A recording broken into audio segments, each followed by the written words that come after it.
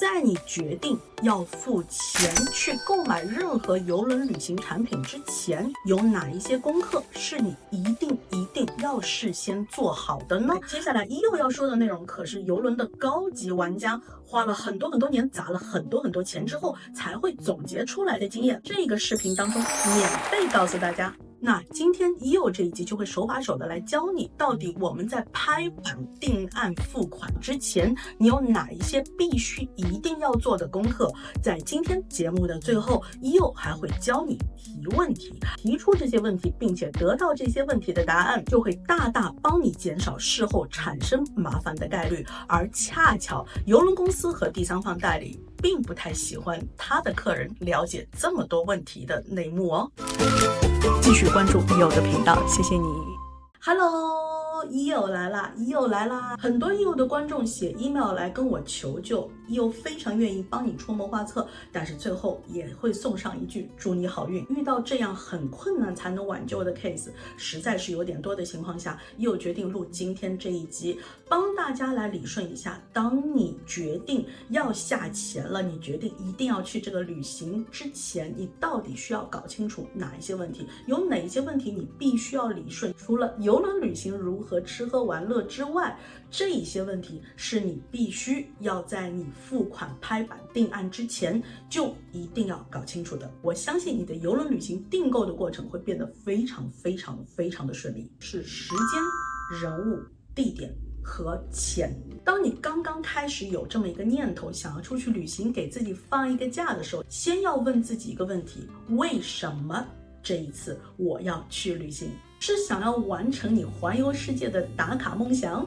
还是你想要逃离开，你只想放假，你只想放轻松，只想瘫在那边，有多瘫就可以多瘫。或者你是为了某一件事，或者是某一个人，比如说家里面有了小孩子，你希望在他还小的时候就带他去看一看这个世界。比如说家里面有年迈的老人，你希望在老人家还走得动的时候，可以带着他到处去走一走，毕竟谁都不想留遗憾。或者说你刚巧要去某一个地方，顺便可不可以搭一次邮轮旅行一趟，把周边的那些地方也可以好好的玩一下。当你决定了这一次自己为什么要出去旅行之后，接下来你要确定的是时间了。你是不是那一种需要每一年休假提前跟老板和同事去请假的那一种呢？那你每一次的假期到底是多长时间呢？或者你是要迁就家里面放假的小朋友，只能在他放假的那一段时间才可以去旅行，或者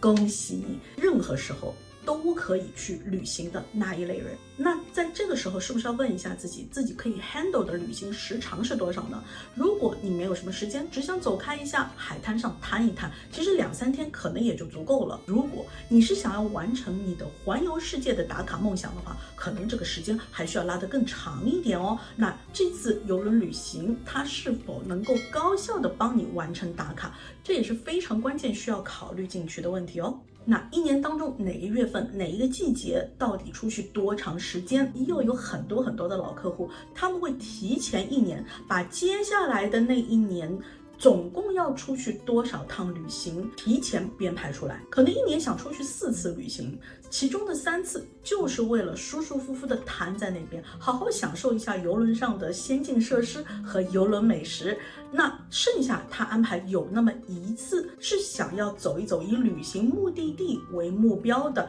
能够为自己的环游世界 list 打卡的那一些行程。像这样松紧的结合，可能是更适合更多随时都可以出门，并且时间比较多的那一类的观众啊。那知道了自己为什么要去旅行，知道了自己到底什么时候能去旅行，知道了自己能够旅行多长时间之后，最重要的一个部分来了，就是你到底和谁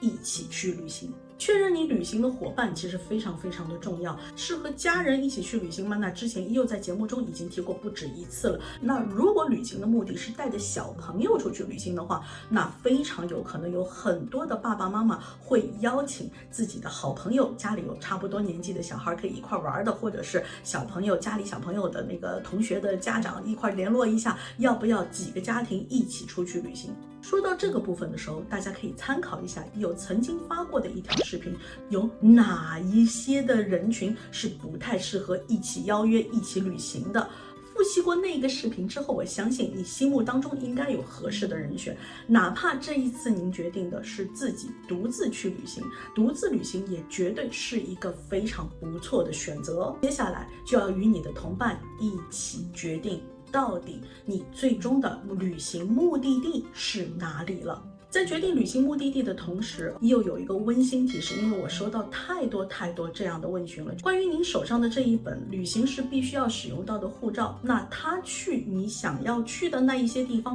是否需要额外的签证？是一次一个签证就可以去所有的地方，还是你需要去不同的国家去签不同的签证？是事先办理签证，还是可以落地做签证？是在网上办理签证可以呢，还是需要你本人递文件进去？各个国家之间的一些关系的变化，他们签证的方式、方法、规则的变化是有关系的，并且还不要忘记一点哦，您搭邮轮进入这个国家和您从陆地坐飞机进入这个国家或者开车进入这个国家，很多时候是不一样的签证规则。我很多的网友遇到了这样的一个问题，当他们去问询邮轮公司的官方答案的时候，发现邮轮公司并不太乐意回答这一类的问题。大家都希望得到一个官方答案，您需要去查看这个国家官方的网站，或者直接与他们官方的签证机构取得联络。大部分的邮轮公司也只是标榜他们只回答手持加拿大和美国护照的乘客有关签证的问题。需要签证的话，牵涉到了时间，牵涉到了签证的成本，牵涉到了万一办不出签证的风险。所以当我们确定旅行目的地的时候，请你和你的同伴一起去旅行的所有人都要看一看自己手上这本护照是不是可以想去哪儿就去哪儿。说一下最关键的关于钱的这一个部分了，你是不是应该要和你的同伴交一下底，这一次旅行大概我们要花多少钱呢？有个大概的计算方式，可以参考一下已有的这一个视频。当把刚刚所有的问题全部都解决之后，现在我们就要开始来选择，到底我们是搭哪一个航线，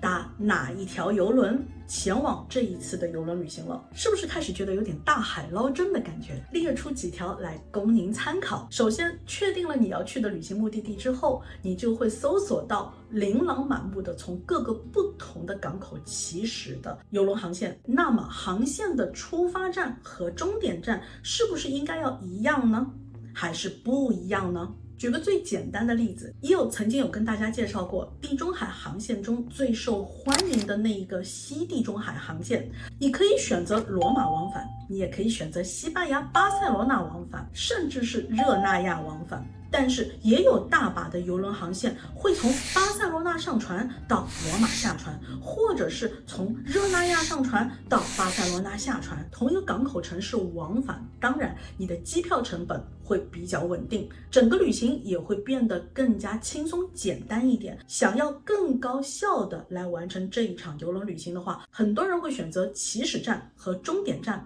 不是同一个国家城市。单从旅行效率来说，这个肯定就赢了。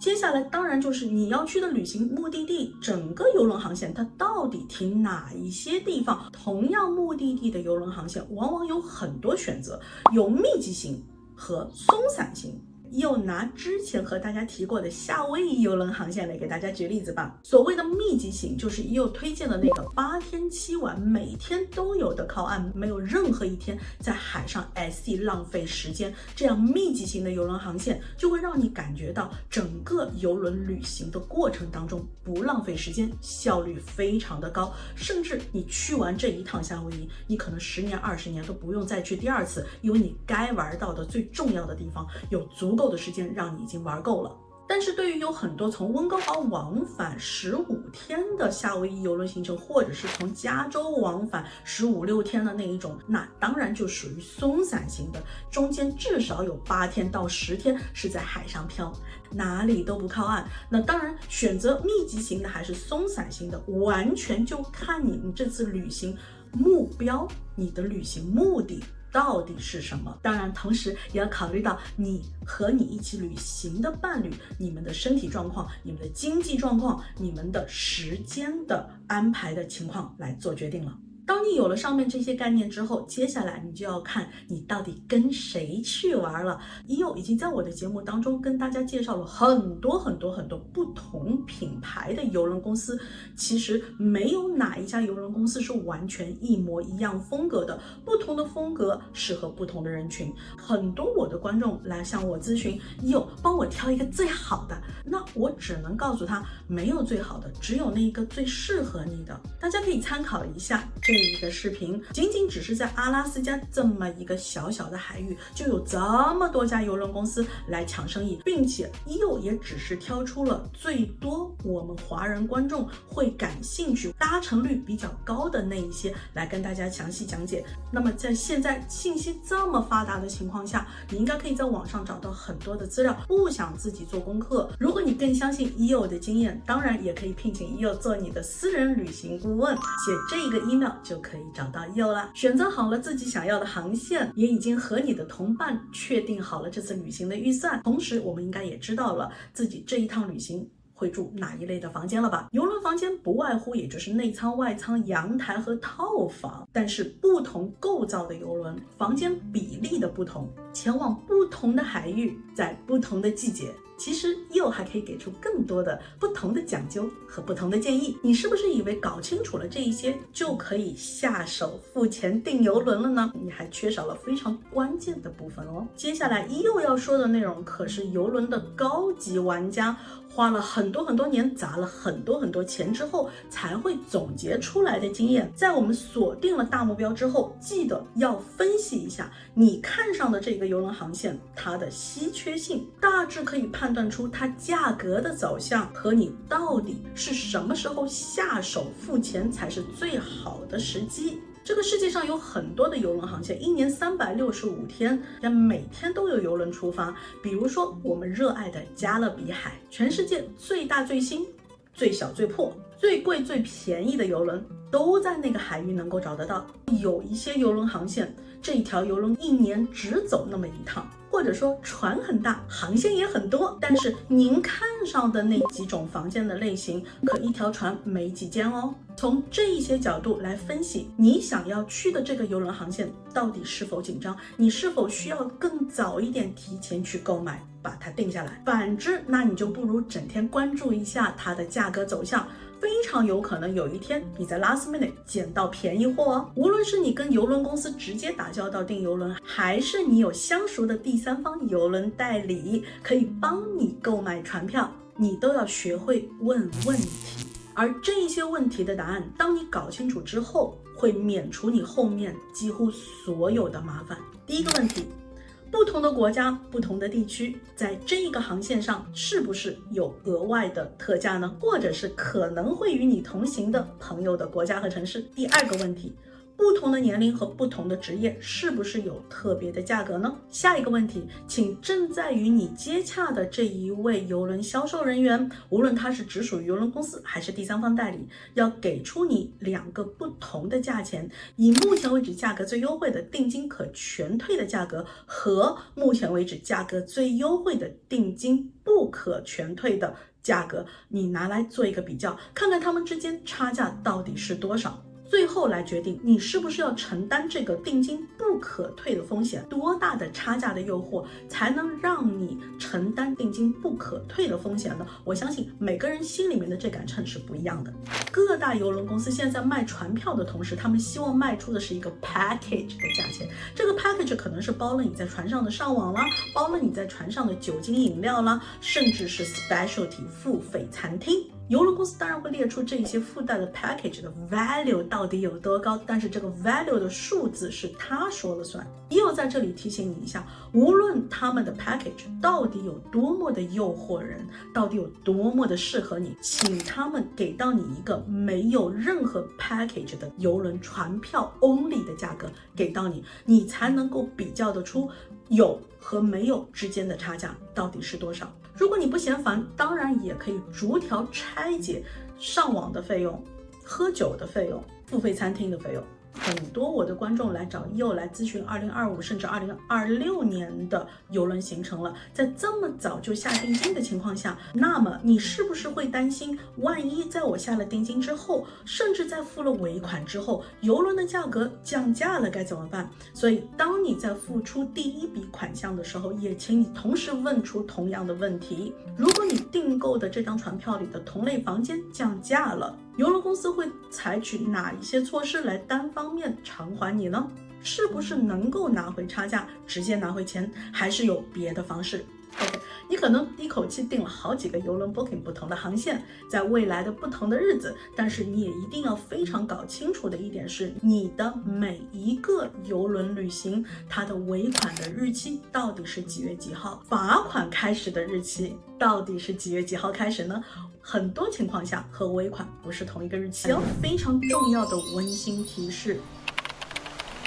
邮轮订购中的任何改动，无论是价格的变化、姓名的变化、房间的变化，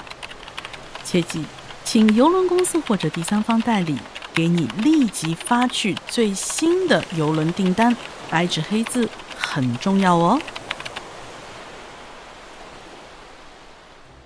邮轮现在的价格千奇百怪，各大邮轮公司都希望你早订早下定金，并且给出了邮轮定金不可退的非常大的优惠政策，很多人抵挡不住这样的诱惑，而去购买了明知不可退定金的邮轮船票。相信很多我的观众已经看过我关于旅行保险的那一集，如果您是那一种不喜欢自己完全承担风险的那一类乘客的话， non-refundable 不可退定金已经缴出去的同时，其实你已经需要第一份旅行保险来保障您的这一笔钱，在你自己控制不住局势而没有办法前往旅行的这个情况下，也可以不需要直接承担这一笔罚款给你造成的损失。很多我的观众在看了EO旅行保险的那一集之后，依然还有很多